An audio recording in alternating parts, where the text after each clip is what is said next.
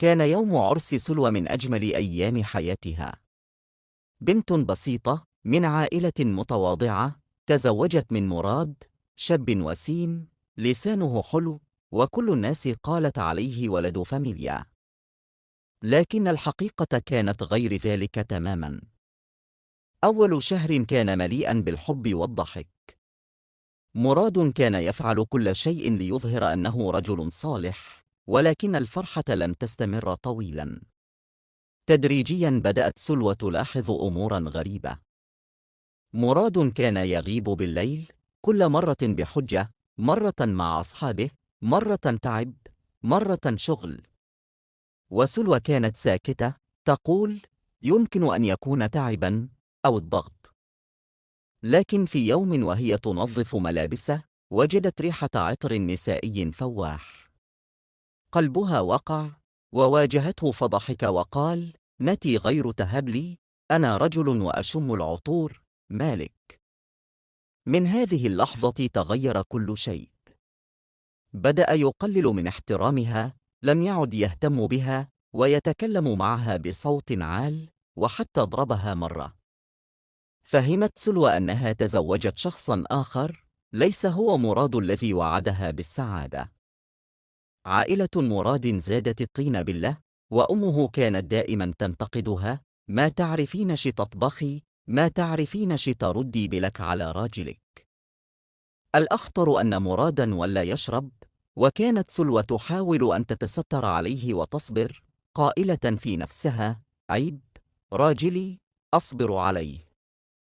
كل ليلة تبكي، وكل صباح تبتسم قدام الناس كأنها لا بأس.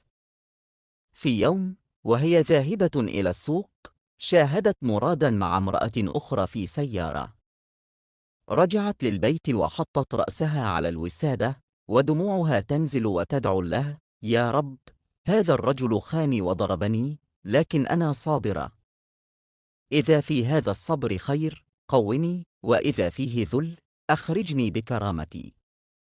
من هذه الليلة تبدلت سلوى، ولت تهتم بروحها، وبدأت تخيط بيديها وتبيع بعض الحاجات على الفيسبوك. أهلها شجعوها، وخاصة أخوها الذي كان دائما سندها، قال لها: ما كل امرأة تتهنى من الرجل الأول، أحيانا الرجل الغلط هو بداية الصح.